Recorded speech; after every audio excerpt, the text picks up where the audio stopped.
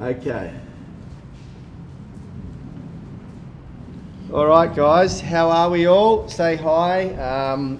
It is a very exciting day today. We're doing our first big interview for Unity TV, and if you're listening on the podcast, for our Sound of Movement podcast. This is episode 2. We're thrilled to have Brett McDonald here from Dry July.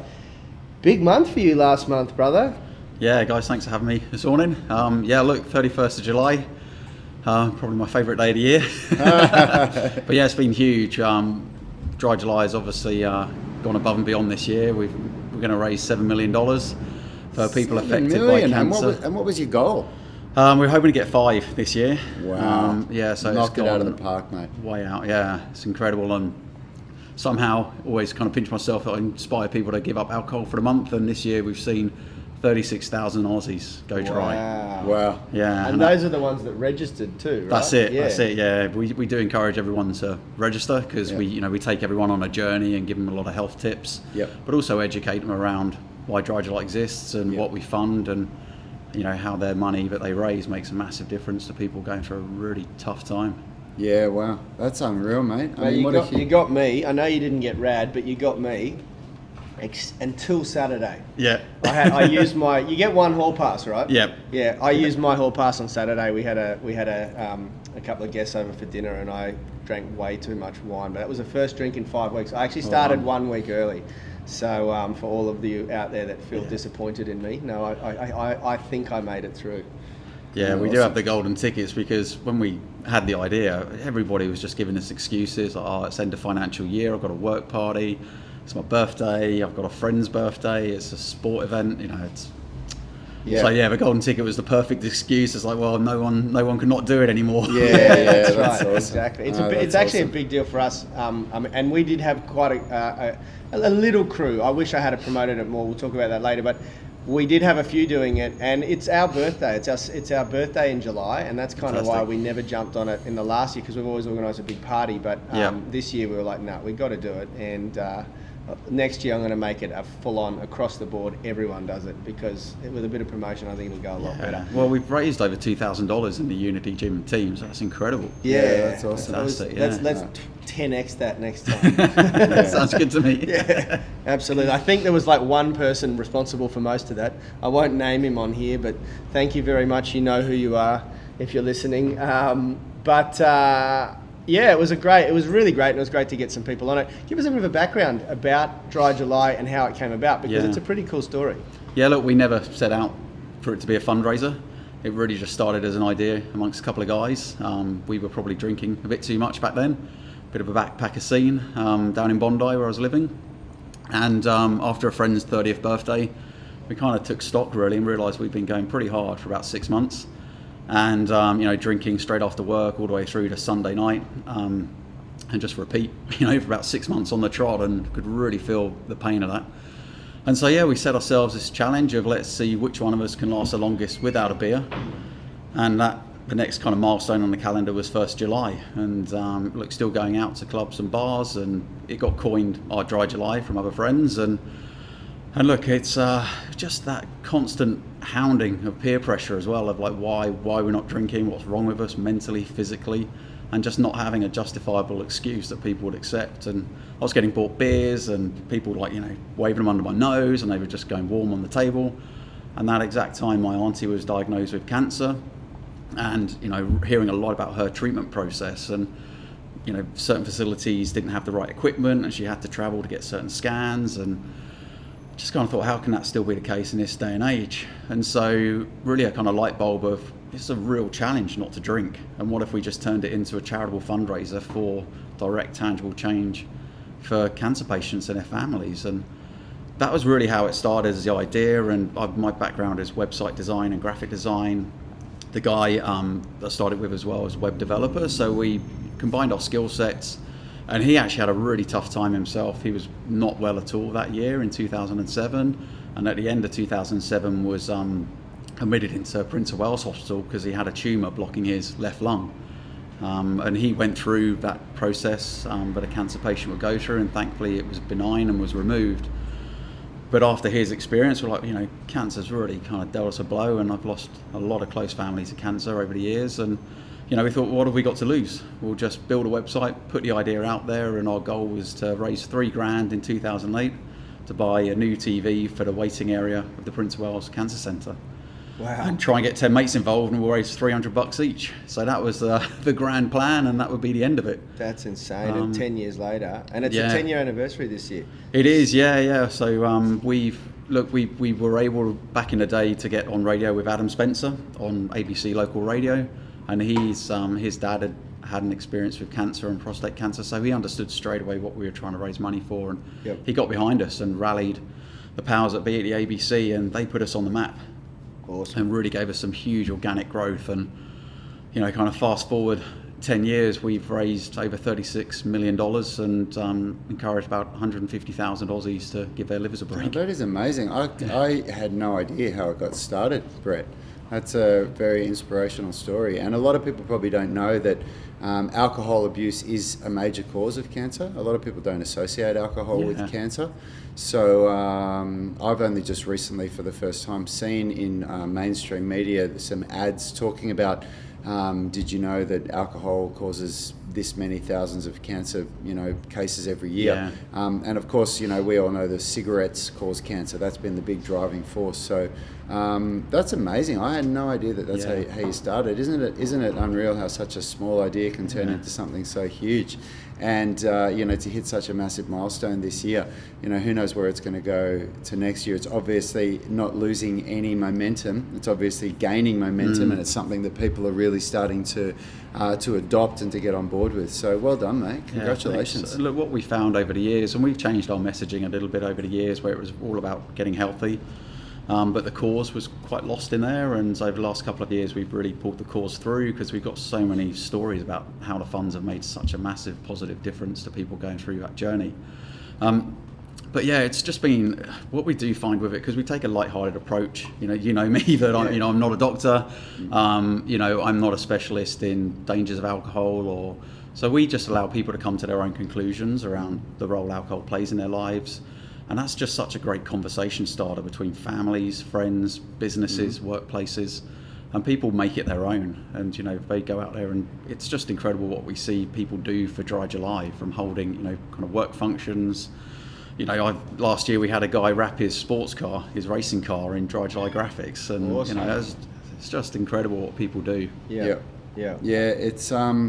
And people don't really realise what alcohol does to them until they cut it out of their lives, because our bodies adapt to whatever we do regularly. So whatever we do regularly, we just, just becomes the norm. And when people go dry and they miss out on even just that first weekend of drinking, where they're used to, not drinking from Monday to Friday, but then they, hit the piss on Friday night, and they get to Sunday and Monday and they come and go, oh my God, I just can't believe how amazing I feel. Yeah. So that's also another really powerful thing about this, I think, as well. It's not just what you're doing for cancer research and cancer patients and the money that you raise. It's also what you're doing for the awareness of what alcohol does to the average person. Rad tipped on something there. Let me share a quick little story, and I haven't got permission to name his name, but it is the gentleman who donated $1,000 to our cause. He's been training here for a couple of years, and he's always said, I very much value my social life, and I don't really want to interrupt my drinking habits. Let's just work around that. And for the first couple of years we did. And a big part of his training was just the consistency and that sort of thing. But there was always a glass ceiling there, because he sort of got to a point where drinking so regularly was a big issue, and it was causing inflammation in his body. It was holding him back from getting over a few bad injuries, back injuries, neck injuries, things like that. And this is the first year that I was at. We had gone from a step of drinking every day to only drinking for 3 or 4 days a week. Yep. But still, the way the body processes alcohol and converts it through the metabolism and the metabolic system, it takes about 5 to 7 days to really detox if you have a big drink, know. And so effectively, if you were drinking every weekend, you never really detox properly. So there's always that limitation holding you back. Now, this gentleman jumped on Dry July this year and used it as a reason to go alcohol-free for a full month. And the momentum that he's got with his training and his health and everything like that from doing that is phenomenal. And I started to think, you know, how many other people are doing that? You know, it can be the catalyst that just triggers, okay, I'm going to cut it out for a full 30 days, which is a real noticeable, you know, would you agree? Absolutely. When you cut it for a week or two, you feel good, you feel okay. But when you cut it for a full month, it's a massive deal. A couple of things I'd like to add into that is that we do a post-campaign survey, and we see 75% of people that complete Dry July change their attitude to alcohol and reduce their drinking moving forward. Which is just absolutely incredible. And the other thing that we see as well is that people, you know, if you're 30 or 40, they haven't not had a drink, you know, for 15, 20, 30, 40 years. That's right. And you know, the build up of all of that, so that when all of a sudden they take a break and just like, actually, it's quite easy not to drink. And I feel so much better for it. Absolutely. And it's just, you know, incredible when you actually give people that opportunity. It's a vehicle. It's great to get on board, and you know, you just start to realise that, you know, something I've been doing, regularly using or abusing for the last, you know, 20, 30 years of my life. I didn't need anyway, and I feel so all much those better 40-year-olds that have been drinking for 30 or 40 years, they're really going to enjoy that break as well, aren't they?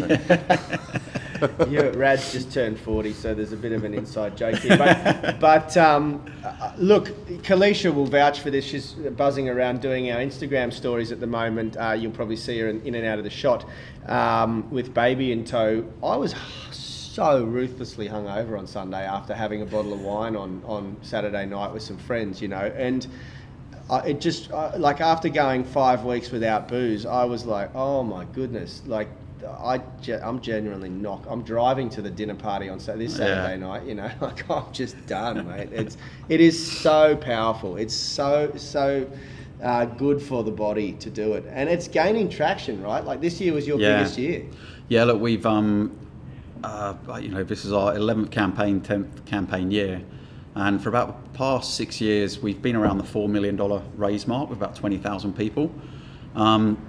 And this year I kind of really re-strategized things. We've changed the model slightly and never knew quite how it was going to go, but to see the growth that we've had in it, you know, and a lot, you know, with the board and other people affiliated with it, with the stakeholders, that it was really like, well, how much is there left in this idea to exploit? You know, can we be a $10 million fundraiser? How many people could we get signed up and grow the awareness of it? And it's proven this year that with a little bit of extra injected into promotion, that it's just gone like that. I think there's a lot more room. Just shows the appetite out there for it, for us anyway, that it's just incredible. And we've aligned with some key national cancer charities such as Leukemia Foundation, Prostate Cancer Foundation of Australia, and Cancer Council, and the opportunity to grow and expand over the next, you know, kind of 3 to 5 years for us is huge. So is it something that you would ever consider taking international? Well, we actually already have done. Really? We're actually in the UK as Sober October. Beautiful. And we've teamed up with one big national UK cancer charity over there, and we're seeing 80,000 Brits signing up. And it's raising about £5 million over there, so it's already pretty big. Wow, brilliant. And why did you change the month? Just curious. Summertime in the UK, all 1 week of it. I think it'd be pretty hard to manage in 2 countries at the same time as well, wouldn't it? I mean, if you think about it. That's it. So we're just crossing over now and launching that campaign in the next couple of weeks. And we're also in Canada as well with Dry February. Beautiful. So it's a bit smaller over there, but again, like the metrics in the campaign, when you look at the numbers and like participation converting to fundraisers and engagement, it's consistent on a global scale. So it's all around, you know, that model of delivering it and scaling it. So it's a lot of work for you, hey? It is.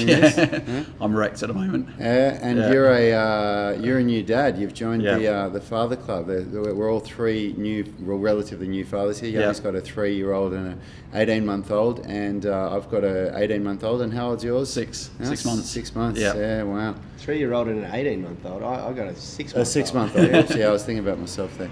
And how's that affected your work this year? Has it been a bit more of a challenge for you? Definitely. I made some changes. Obviously knew he was on the way, so made some changes so that I wasn't as in the detail this year of the campaign, and so, you know, kind of delegated a bit on down the line. So that's definitely worked really well for me, but it's also been it's been really challenging. Again, I just can't quite get over how demanding being a parent is. It's amazing. Where they say, like, we were scaling at an alarming rate before I had Kobe, and then it just sort of went, and it's starting to come up again. You know, we just had to put the brakes on a lot of things. Yeah. I mean, it's an amazing experience, isn't it? And it's the best in the world. But I think the lack of sleep is it's so full on. No one prepares you for it, and as much as anyone tries to prepare you for it, it's 10 times harder than what you think it is. Yep. But you know, you're a member of Unity Gym. That's obviously how we know each other. And for those of you that are listening or watching, if you didn't know that, Brett is a member. That's how we met.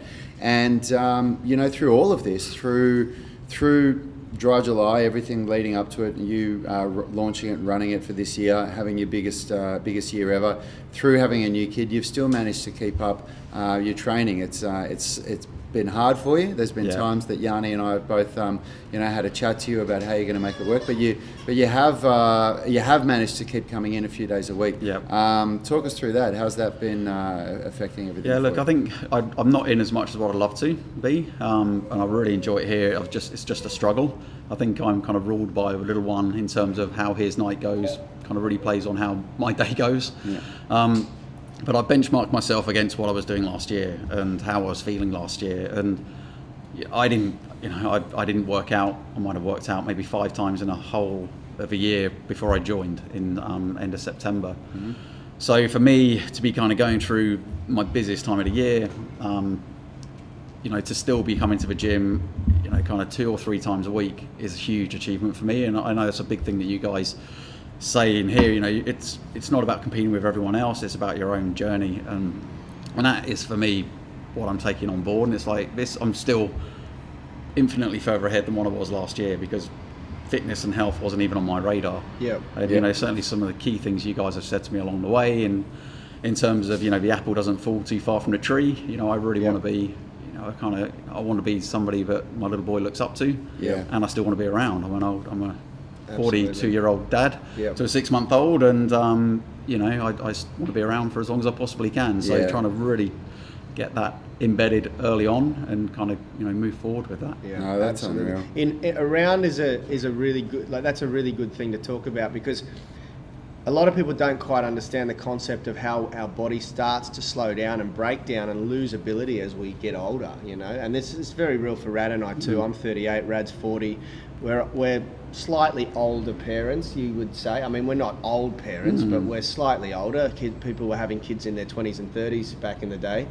So it's real, because nowadays we all live longer, but we don't necessarily continue with the quality of life we have right now, So when I talk to you guys and the team about this longevity factor, I've got in the back of my mind constantly, I know a lot of dads who can't go to the park with their kid, can't run around kicking a football or whatever else because they've got injuries or their back screwed or whatever. I mean, I've trained guys at the like really broken down, and mums too, and so the concept of quality of life as you age with your children is really important, and it's something that most of us don't think about until it's gone, So the little bouts of exercise that you're doing, even though you're not here 5 days a week consistently, is still amazing, and it's contributing to that, And look, as well, I've had some injury and surgery in my life, and if I don't do anything now, I'm probably going to be on a Zimmer frame in about 10 or 15 years, or need some more surgery and hip replacement and all sorts of things to keep me going. So I certainly know some of the techniques and training that we're doing here is really helping out with that and strengthening areas where I'm so weak. Yeah, I remember how your lower body was really suffering when you started, and that's come a long way. But I wanted to touch on something that you said just a moment ago, where you said, "Look, I'm not as good as I'd like to be here, but I'm better than I was a year ago." And I think a lot of people listening to this, you can relate this to what you're doing with Dry July and the message that you're doing there as well. You might, maybe you attempted to do Dry July this year and you didn't do it as well as you'd like to. Maybe you said, I'm going to go through the whole month, but you didn't. You had 1 or 2 nights where you had a drink. But was that better than you were last month? Did you drink less alcohol than you did last month? And does that empower you to move forward? You don't need to let these if you set your goals, to be able to get up to here in one step and you fall short, you don't need to think, oh, well, stuff it, I'm just going to, throw in the towel because I didn't get there. So if you did have a go of Dry July this year and you didn't do it as well as you'd like to, come back next year and go harder at it next year. Have this vision to build on what you've done, with not only with cutting alcohol out of your life for a month, but also with your exercise and your health and fitness, and build on it. That's our philosophy at Unity Gym, and I think that's a really good thing. 1% better every day. Yeah, 1% better. Yeah. So, you're at the end of the month, you're at the last day of July, and whatever you're going to do this weekend to celebrate getting through it or not getting through it as well as you can, set yourself up for next year, and then, what, next year I'm going to do this even better than I did this year. Yep.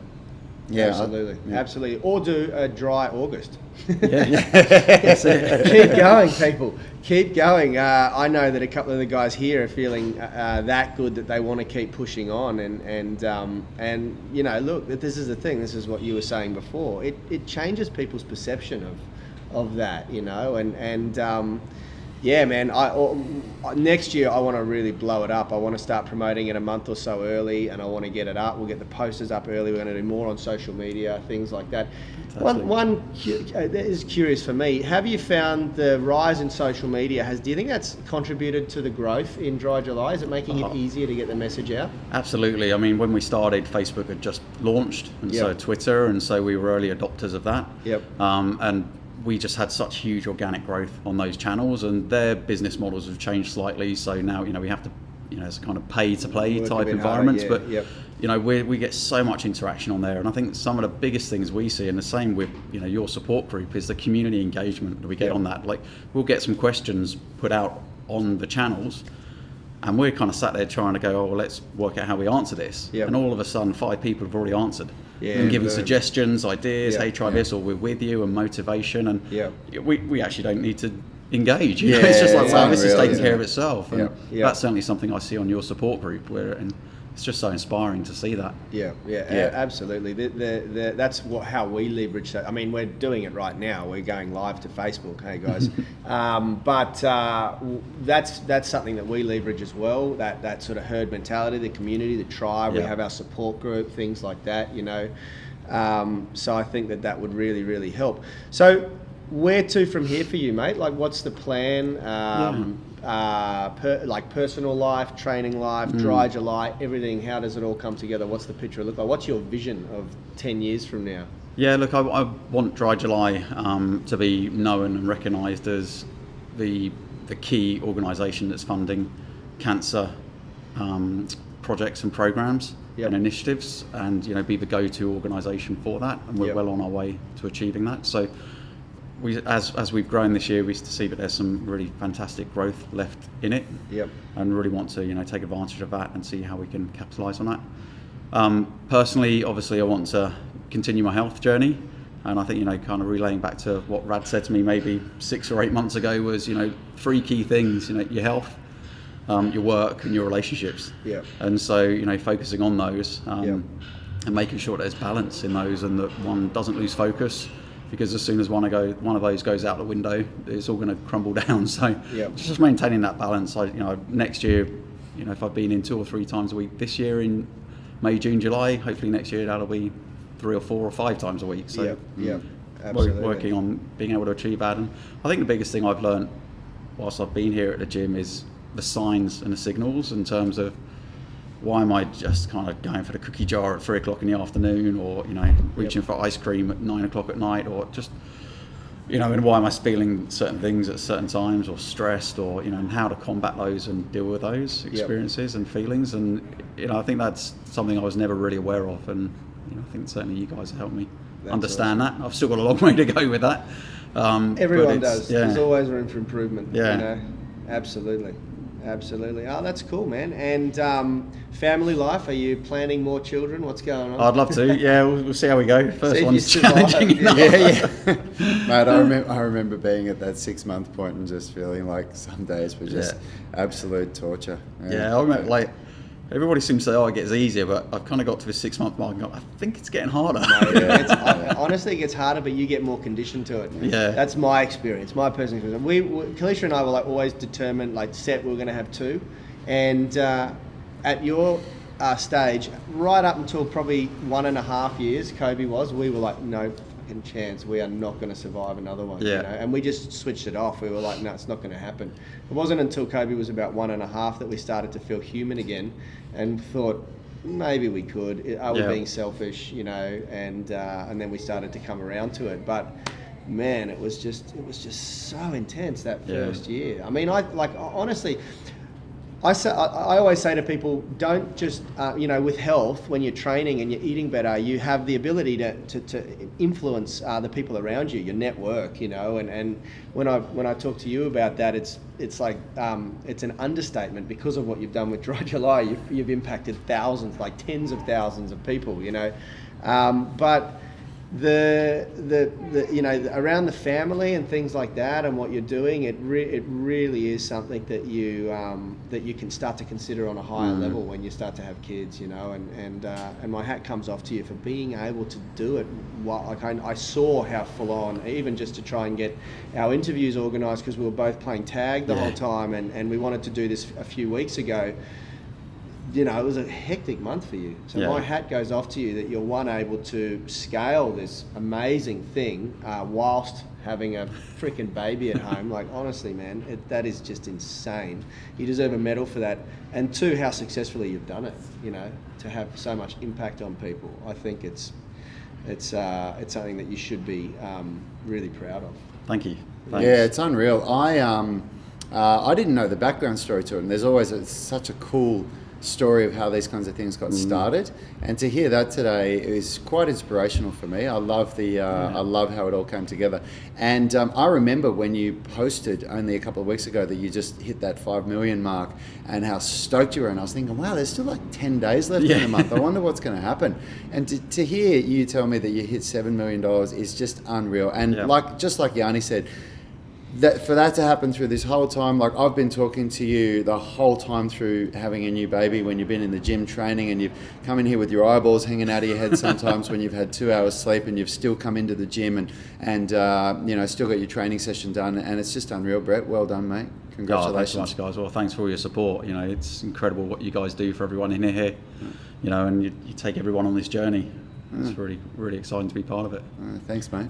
Awesome. Well, look, we will wrap this up. We're at the 30-minute mark. But what I do want to say is next year we're going to go big on Dry July, and I really want to put my money where my mouth is and try and do this. Like we made just over $2,000 this year from Team Unity with only, I don't think, there was only about 9 people registered or something. Yeah, 7 there's people. still time to donate. Yeah, that's right. Come on, get on there, people. We got another day or so to go. And next year, I want to try and get the whole tribe on, or at least half the tribe on, and I want to try and raise $10,000. You mentioned a couple of cool things, like that you might be able to organise a tour of the cancer ward or the cancer department up at the local hospital, and so we can actually maybe we can even do some sort of a vlog. We hope to have a videographer working for us next year that we might be able to put a piece together. But let's really jump on it. And everyone out there that listens to this, whatever your reasoning, whether you've got like 1 in 2 people have been touched by cancer now. 1 in 2.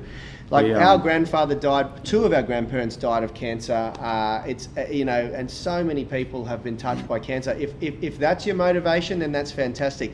If it's more personal, then don't feel, don't be put off by that. Go for it, because it is huge. And I've seen how it's affected people in our community. You've seen how it's affected the greater community on a more macro level. Let's blow this thing up next year for Brett, because he's an absolute champion. What's the one thing that you can tell someone that is something that you've learned about that's helped you with your health and fitness over the last good one. 8 months being with us? What's one thing? On the spot. Yeah. Look, I think I guess for me there's 2 things I see as mobility for me, but something I've really struggled with, and getting that strength in there. So getting, it's not so much about coming in and just lifting as much weight as you can. It's getting it right and doing it right, and it's going on that journey with it. It's not about what you can achieve in 6 weeks. Let's blow it out to 6 years. And so that's been a big thing for me. I've always been, I guess, short-term thinking. Yep. So bringing that long game understanding into it. But also the nutrition side of things, and it's always a challenge for me. And as you guys said, once you get out there, that's the real challenge. But but just the education on nutrition that you can provide here, and just really gets you thinking. Yeah. When you do start to get out there and eat, you do have to make some decisions. Yeah. Rad's going to love that you brought up the long-term mindset, because that's something that he's huge on. He's got more probably patience than most people. What's your final thought on that, Rad? Yeah, I love that you said that, because that's, to hear you say that on your own, it's something that we really drive into people here. Yeah. It's all about the long haul, where, especially when you're our age, we're in our late 30s and early 40s here. And you start to look at life in a different way. You're not so concerned about with what can happen in a week or a month or 6 months. You start really looking at, okay, well, where am I going to be in 10 or 20 or 30 years?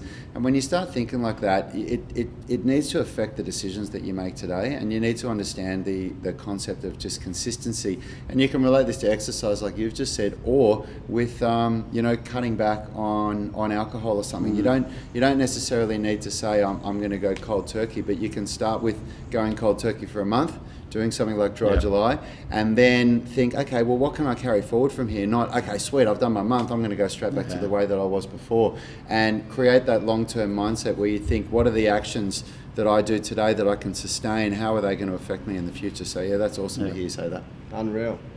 All right, guys. Well, we're going to wrap up the interview. We're going to do a quick little segment here, and we'll keep Brett on the line whilst we do this. I'm just going to talk about one journal of the week that we read and tell you why this is important for you guys. Brett will like this too, because it's more on nutrition.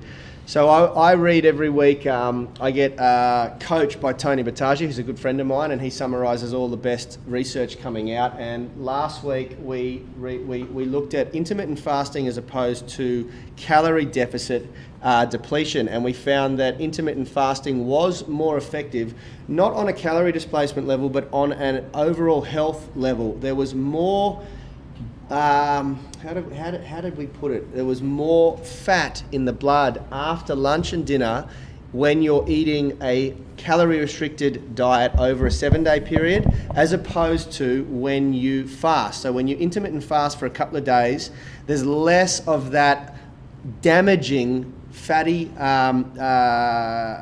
sort of residue after your meal that can cause problems with the cardiovascular system. So once again, the nutrition program that we teach here, which is intermittent fasting, is superior to a regular calorie